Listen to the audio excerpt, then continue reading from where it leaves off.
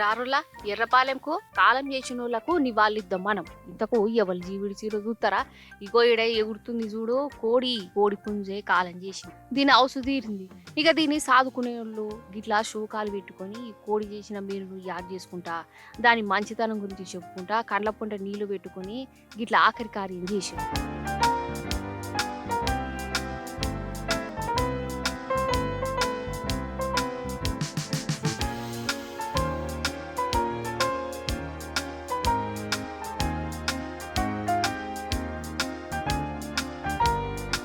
అయితే అప్పట్లో ఈ ఇంట్లోళ్ళు 10 కోడి పిల్లలను కొన్నారు అటనుల్లా. అందులో 9 చచ్చినాయి అప్పుడే. ఈ ఒక్కటి బతికి ఇట్లా కోడి పుంజు అయింది. ఈ కోడి పుంజు కుక్క లెక్క ఇంటికి కావలి కాసేదుల్లా. ఎవరన్నా తెలియనోళ్ళు వస్తే వాళ్ళను పొడిచేదట. దొంగోడు కనబడితే కొక్కరొక్కో అని అరిచేదట. అందరూ కుక్కున్నది జాగ్రత్త అని బోర్డు పెట్టుకున్నారు కదా.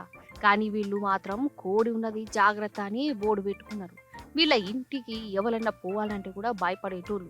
కానీ ఏదో ఒకనాడు ఎవరన్నా మట్టిలో కలవాల్సిందే కదా. ఈ కోడికి నూకలు బాకీ అయిపోయింది. ఇక కోడి చచ్చిపోవడంతోటే ఇంటి మనిషే కాలం చేసినట్టు వీళ్ళు బాధపడి ఇట్లా ఆఖరి కార్యం చేసిరు. అదన్నట్టు ముచ్చట.